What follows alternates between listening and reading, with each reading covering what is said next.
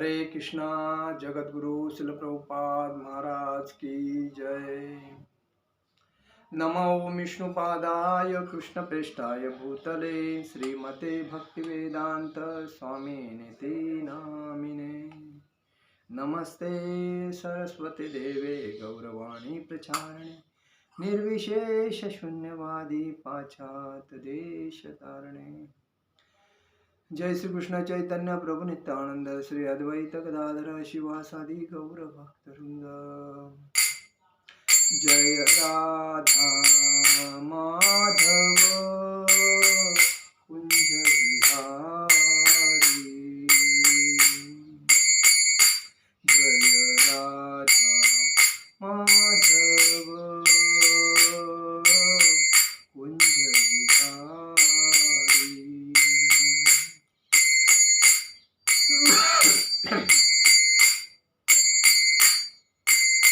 गोपी जना वल्लभ गिरिवर धारी। गोपी जना वल्लभ गिरिवर धारी। यशोदानंदन ब्रज जनरंजन यशोदानंदन ब्रज जनरंजन। यमुना तीरावनचारि यमुना तीरावनचारि। जय राधा माधव कुंज बिहारी। जय राधा माधव कुंज बिहारी। हरे कृष्णा कृष्ण कृष्णा हरे हरे। हरे राम राम राम हरे हरे। हरे कृष्णा कृष्ण कृष्ण हरे हरे। हरे राम राम राम हरे हरे। हरे कृष्णा कृष्ण कृष्ण हरे हरे। हरे राम राम राम हरे हरे। जय ओम विष्णुपाद परमहंस परिव्राजकाचार्य स्तोत्र शतश्री श्रीमदे एसी भक्ति वेदांत स्वामी शिल प्रभुपाद महाराज की जय। जय ओम विष्णुपाद परमहंस परिव्राजकाचार्य स्तोत्र शतश्री श्रीमद भक्ति सिद्धांत सरस्वती ठाकुर शिल प्रभुपाद महाराज की जय। अनंत कोटि वैष्णव वृंद की जय। नामाचार्य श्री हरिदास ठाकुर की जय। प्रेम से कहो श्री कृष्ण चैतन्य प्रभु नित्यानंद श्री अद्वैत गदाधर शिवासादि गौर भक्त वृंद की जय। श्री श्री राधा कृष्ण गोप गोपीनाथ श्याम कुंड राधा कुंड गिरि गोवर्धन की जय। वृंदावन धाम की जय। मथुरा धाम की जय। गंगा माई की जय। यमुना माई की जय। तुलसी महारानी की जय। द्वारका धाम की जय। अयोध्या धाम की जय। बद्रीनाथ धाम की जय। जगन्नाथपुरी धाम की जय। समवेद भक्त वृंद की जय। समवेद भक्त वृंद की जय। समवेद भक्त वृंद की जय। श्री श्री गुरु गौरांग की जय। निताय गौर प्रेमानंदे हरि हरि बोल। ओम नमो भगवते वासुदेवाय। ओम नमो भगवते वासुदेवाय। ओम नमो भगवते वासुदेवाय।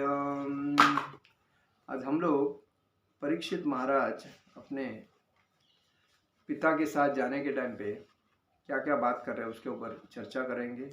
और व्यक्ति का मृत्यु आने के बाद जब उसको मालूम पड़ता है मेरा 4 दिन के बाद मृत्यु है या हफ्ते भर बाद के मृत्यु है, तो वो क्या करता है उसके बारे में जानकारी लेते हैं।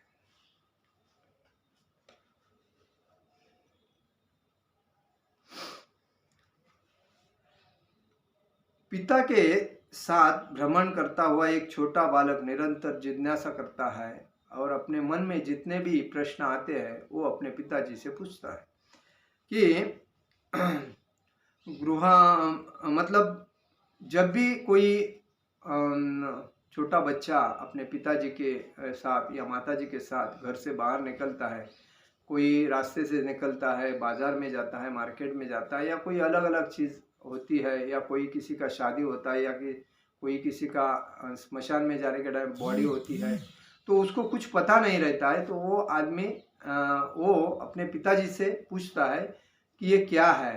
तो उस टाइम हर व्यक्ति को अजब लगता है, क्योंकि वो उसको कुछ जानकारी नहीं रहने की वजह से वो नॉलेज आत्मसात करने के लिए वो पूछता है।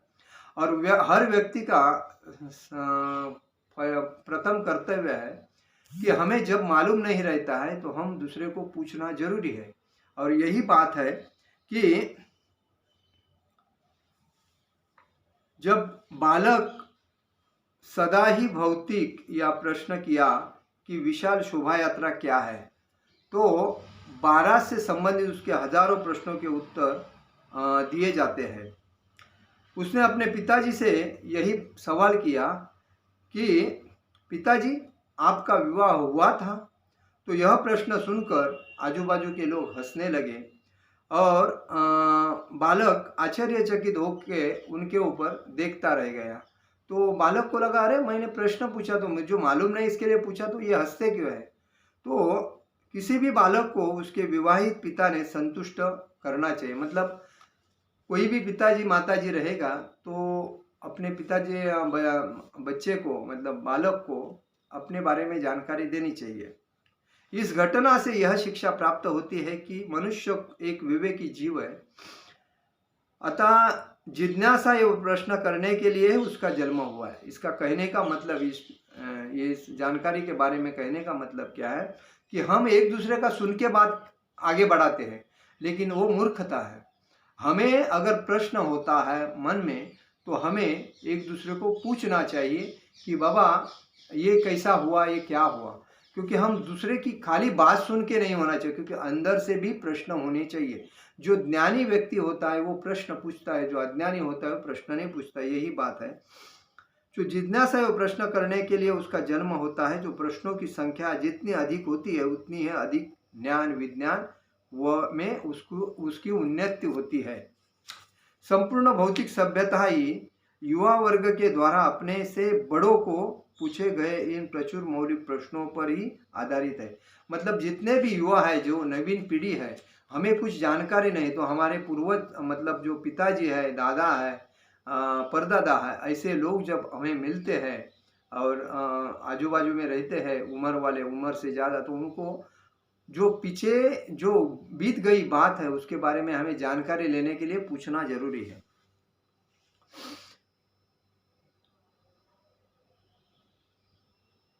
जब बड़े लोग युवा वर्ग के प्रश्नों का यथाचित उत्तर देते हैं तो सभ्यता की क्रमशः उन्नति होती है, किंतु सर्वाधिक बुद्धिमान मनुष्य यही जिज्ञासा करता है कि मृत्यु के पश्चात क्या होता है। अल्प बुद्धि वाले व्यक्ति जिज्ञासा कम किया करते हैं, परंतु जो बुद्धिमान है उनके प्रश्नों का स्तर ऊंचा होता है। जो बुद्धिमान व्यक्ति होता है उसमें उसके अंदर बहुत से प्रश्न होते हैं, तो वो प्रश्न पूछता है। इसीलिए हमें गुस्सा नहीं करना चाहिए, हमें जितना नॉलेज है उनको देना चाहिए। और यही कहा गया है कि हमें जितना भी ज्ञान है, हम पहले से ज्ञान प्राप्त किया है, वो ज्ञान बांटना चाहिए, बांटने से बढ़ता है।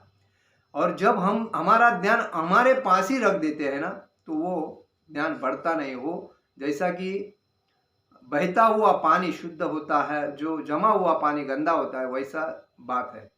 तो इसीलिए कहा गया है कि ज्ञान बांटना चाहिए। आजकल लोग ज्ञान बांटने के लिए भी पैसा लेते हैं, तो ज्ञान भगवान ने ज्ञान सबको फ्री में बांटा है, तो हमारा भी फर्ज है कि ज्ञान फ्री में बांटना चाहिए। सर्वाधिक बुद्धिमान पुरुषों में से एक परीक्षित महाराज थे, जो संपूर्ण विश्व के सम्राट थे। ये आज हम लोग जो इतने देश देखते हैं, मतलब America, Russia, Africa, south Africa, England, Thailand, ये जितने भी देश है, ये सभी देश हमारे भारत से ही हैंडल होते थे। हमारे भारत में भगवान राम ने, भगवान श्री कृष्ण ने और जन्म लिए, मतलब सब जितनी भी परंपरा है आध्यात्मिक, वो हमारे इंडिया से होती है। इसीलिए परदेशी लोग बोलते हैं इंडिया में जो जन्म लेता है वो भाग्यशाली व्यक्ति है, जो कि परदेश से लोग इंडिया में भक्ति करने के लिए आते हैं। तो इंडिया में ही राम और कृष्ण, मतलब कृष्ण भगवान ने जो 550 साल, 550 हजार पहले कुरुक्षेत्र में युद्ध हुआ था, तभी भगवत गीता ये अर्जुन को बताई थी। तो ये जो परीक्षित महाराज है, ये युधिष्ठिर महाराज का पुत्र है। और जब वो उत्तरा के पेट में था, तभी अश्वत्थामा ने उसको मारने के लिए, मतलब पांडवों का अंश समाप्त करने के लिए उन्होंने ब्रह्मास्त्र छोड़ा था। और ब्रह्मास्त्र छोड़ने के बाद भगवान श्री कृष्ण ने उत्तरा के गर्भ में जाके परीक्षित महाराज की रक्षा की थी। और यही है वो परीक्षित महाराज जिसके बारे में हम लोग बात कर रहे हैं। तो जो संपूर्ण विश्व के वो परीक्षित महाराज सम्राट थे, क्योंकि युधिष्ठिर महाराज सम्राट थे। तभी उनको जब मालूम पड़ गया कि इस मनुष्य जीवन में कितनी भी प्रॉपर्टी, कितनी भी संपत्ति, कितने भी पद और कितनी भी प्रतिष्ठा मिलने के बाद भी जीवन व्यर्थ है, क्योंकि ये माया है। और इस माया से अगर हमें छुटकारा पाना है तो सर्वस्व का त्याग करके हमें संन्यास ग्रहण करना है, और संन्यास ग्रहण करने के बाद ही हम भागवत धाम जा सकते हैं। तो इसीलिए जब उसको मालूम पड़ गया, भगवान श्री कृष्ण ने बताया कि जंगल में जाके आपको हरिनाम संकीर्तन, भगवान का भक्ति करने पड़ेगी, तभी आपको आध्यात्मिक ज्ञान प्राप्त हो। तो उन्होंने अपनी गादी अपने पुत्र को दिया था, परीक्षित महाराज को, और वो संन्यास आश्रम पकड़ के सन्यासी बन के वो अरण्य में गए थे। तो अनजाने में ही एक ब्राह्मण ने राजा को शाप दिया था। मतलब ये परीक्षित महाराज जब थे राजगद्दी पे, तो एक बालक ने, ब्राह्मण के पुत्र ने उनको एक शाप दिया था कि 7 दिन के भीतर सर्प द्वारा काटे जाने से कारण राजा का मृत्यु है। मतलब 7 दिन के अंदर आपको सर्प काटेगा और आपका अंत हो जाएगा। ये वह ब्राह्मण यद्यपि बालक ही था, किंतु वह अत्यधिक शक्तिशाली था। वो ब्राह्मण जो पुत्र था, ये छोटा बच्चा ही था, लेकिन वो शक्तिशाली था और ज्ञानी नहीं था। उस महान राजा का महत्व न जानने के कारण उस बालक ने मूर्खतापूर्वक यह शाप दिया। मतलब उसको मालूम नहीं था मैं किससे बात करता हूँ और किसको मैं क्या बोल रहा हूँ। ये मूर्खतापूर्वक उसने ब्राह्मण का जो उसको उन्नति होती है, तो उसका गैर उपयोग किया था उसने। बालक के पिता को राजा ने जिसके प्रति अपराध किया था, बाद में पश्चाताप हुआ। और जब राजा को इस दुर्भाग्यशाली शाप के विषय में सूचना प्राप्त हुई, तो तत्काल ही वे अपना राजमहल त्याग कर निकट भविष्य में होने वाली अपने मृत्यु की तैयारी करने के लिए गंगा के तट पर चले गए। मतलब जब बालक ने उनको बताया कि आपका 7 दिन के बाद मृत्यु होगा, तभी उन्होंने, परीक्षित महाराज ने अपना राजगद्दी छोड़कर वो सीधा उठकर कहाँ गए, गंगा के किनारे गए, और उधर अपने मृत्यु के पहले क्या करना चाहिए उसके बारे में भक्ति करने के लिए चले गए। गंगा उनकी राजधानी के निकट ही बहती थी। वे महान सम्राट थे, इसीलिए लगभग सभी महर्षि व उच्च कोटि के विद्वान उस स्थान पर एकत्रित हो गए। और परीक्षित महाराज ने अपने नाशवान शरीर को त्यागने के पूर्व उपवास कर रहे थे। मतलब जितने भी महर्षि थे, विद्वान थे, तो राजा सब पदभार छोड़ के नदी गंगा किनारे जाके बैठा है। तो अभी वो उपवास कर रहा है, तो इसीलिए सब महर्षि विद्वान उनके साथ चले गए। और परीक्षित महाराज उपवास कर रहे थे। अंततः में तत्कालीन संतों में से सर्वाधिक युवा सुखदेव गोस्वामी भी वहां पहुंच गए। अंत में भगवान के अवतार है सुखदेव गोस्वामी, वो भी वहां पहुंचे और उन्होंने उनको मार्गदर्शन किया। तभी उन्होंने बताया कि संत समागम का सर्व सम्मति से सभापतित्व उन्हें सौंपा गया। यद्यपि वहां पर उनके महान पिता श्री व्यासदेव भी उपस्थित थे। मतलब सुखदेव गोस्वामी जी के पिताजी कौन? व्यासदेव। देखिए, ये जो परंपरा हमारी आई है, तो भगवान से जो ब्रह्मदेव से नारद मुनि को ज्ञान प्राप्त हुआ, नारद मुनि से व्यासदेव को प्राप्त हुआ ज्ञान, व्यासदेव से सुखदेव गोस्वामी से सुखदेव गोस्वामी से परीक्षित महाराज, ऐसा जो ज्ञान जो प्राप्त हुआ है उसके ऊपर ये है। तो परीक्षित महाराज ने अत्यंत आदरपूर्वक सुखदेव गोस्वामी को एक उच्च आसन अर्पित किया और नश्वर जगत में 7वें दिन होने वाली अपनी मृत्यु के संबंध में उनसे प्रसंगोचित प्रश्न किए। मतलब उनको मालूम था मेरा 7वें दिन में मृत्यु आने वाला है, तो उन्होंने क्या किया, सुखदेव गोस्वामी को एक अच्छा सा आसन देके उस पर बैठाया और मैं जो प्रश्न पूछ रहा हूँ उसके मुझे उत्तर दीजिए, ऐसा बोला। तो इसीलिए सुखदेव के सामने इस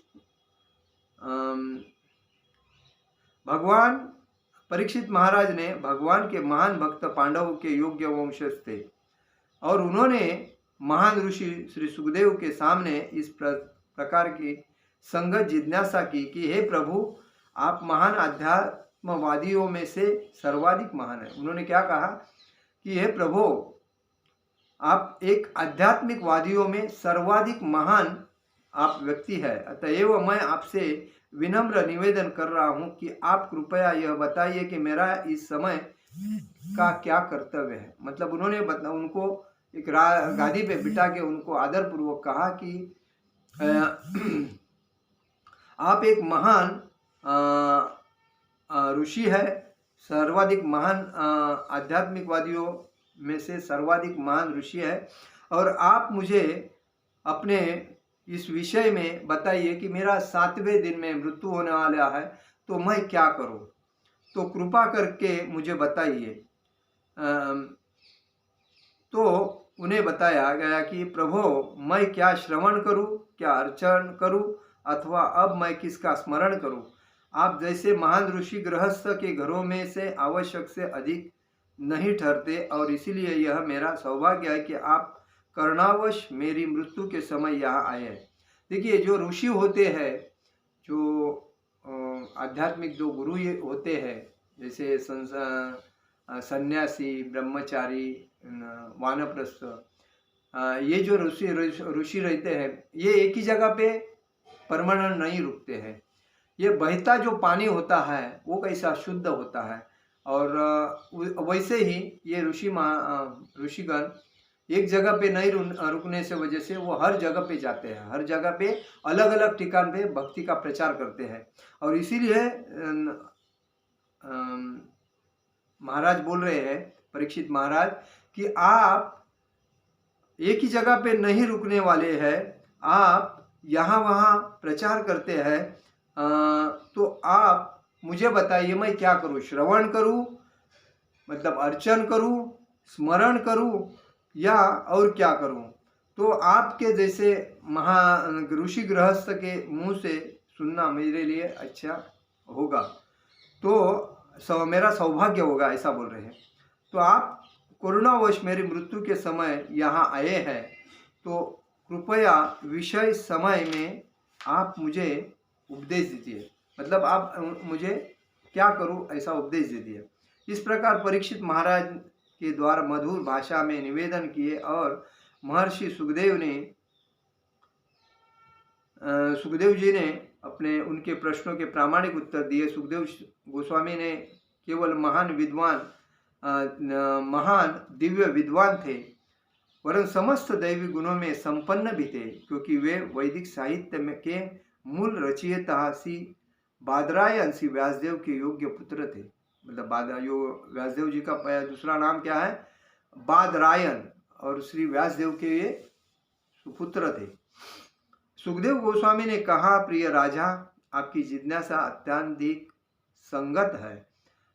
एवं यह सभी समय के समस्त लोगों के लिए हितकर भी है। ऐसी जिज्ञासा ये सर्वोच्च है और विवेकपूर्ण है भी है, क्योंकि इनका वैदिक ज्ञान के निष्कर्ष अर्थात वेदांत दर्शन द्वारा समर्थन किया गया है कि जिज्ञासाओं को आत्मवित्तसम्मत कहा जाता है।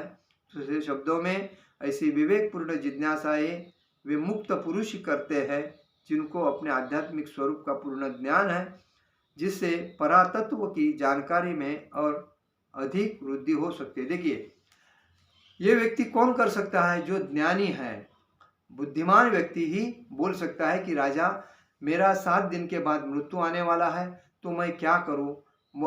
अगर कि दूसरे को अगर मालूम होता, जो अज्ञानी रहता, वो 7 दिन अगर मालूम पड़ा है मेरा मृत्यु आना है, तो बार में जाएगा, जितना ज़्यादा चाहिए उतना ड्रिंकिंग करेगा, वेश्या व्यवसाय में जाएगा, ज़्यादा एंजॉय करेगा और दोस्तों को पार्टी खिलाएगा और अलग अलग ठिकान जाके एंजॉय करने की कोशिश करेगा।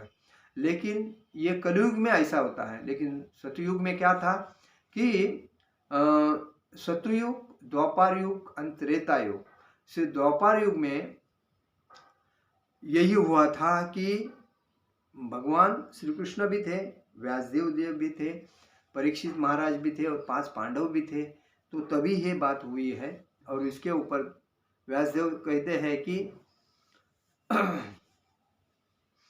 व्यासदेव के द्वारा रचे गए मान वेदांत शारीरिक सूत्रों की स्वाभाविक टीका श्रीमद् भागवतम है।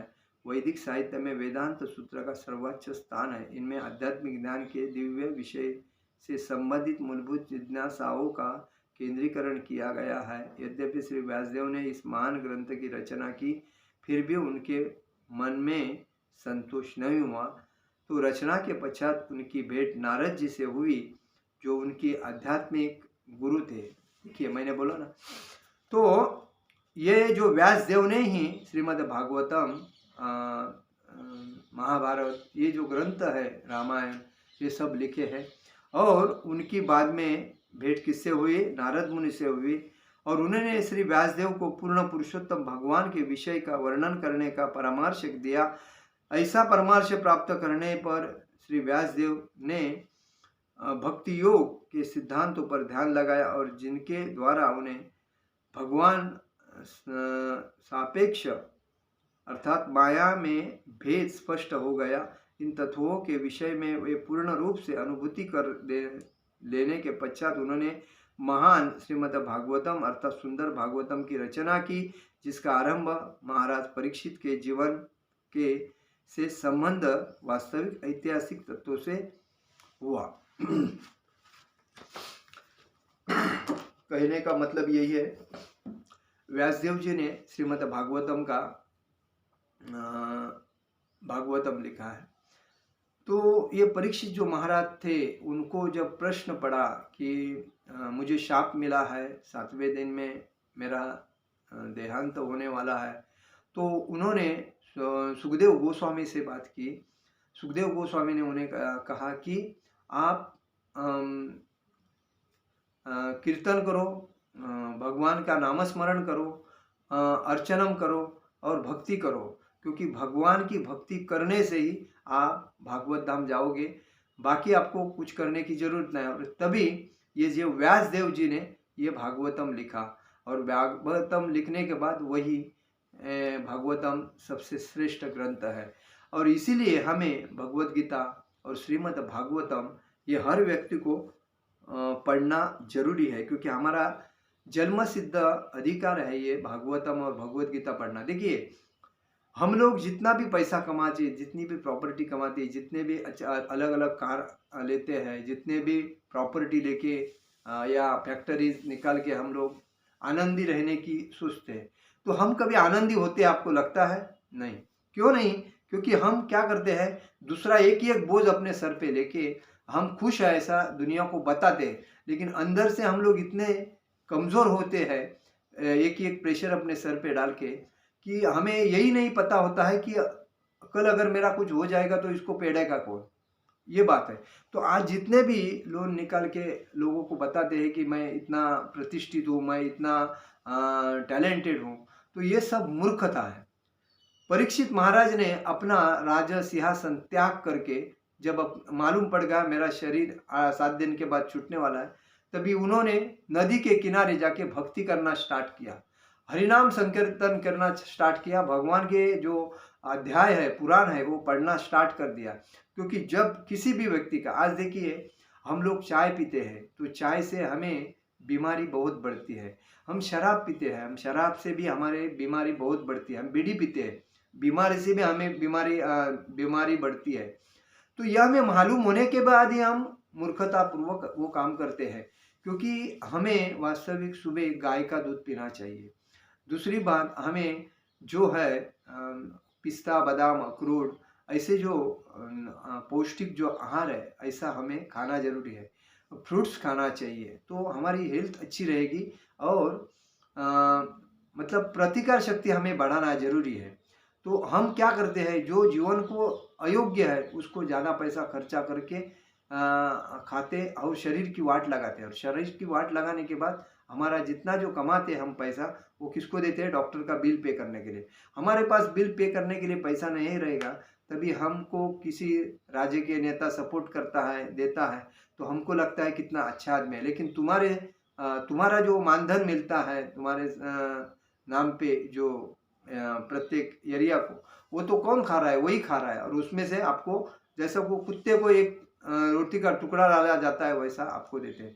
तो कहने का मतलब ये है कि हम इतने मूर्ख हैं कि हमें मालूम है ये गलत है, फिर भी हम उसका आदत पकड़ के आत्मसात करते हैं। तो हमें सुधरना चाहिए, इंसान बनना चाहिए। हम जानवर की तरफ हो जाते हैं। तो इंसान का मतलब है कि शुद्ध और आत्मायुक्त, शुद्ध और पौष्टिक आहार होना चाहिए। उसमें कोई मतलब गलत नहीं कुछ खाना चाहिए। मांस, मच्छी, मटन, दारू, मैदा, चाय, शराब या पेप्सी, ये ठंडा वगैरह, ये सब जीवन को नाश करने वाले चीज़ लोगों ने बनाए हैं।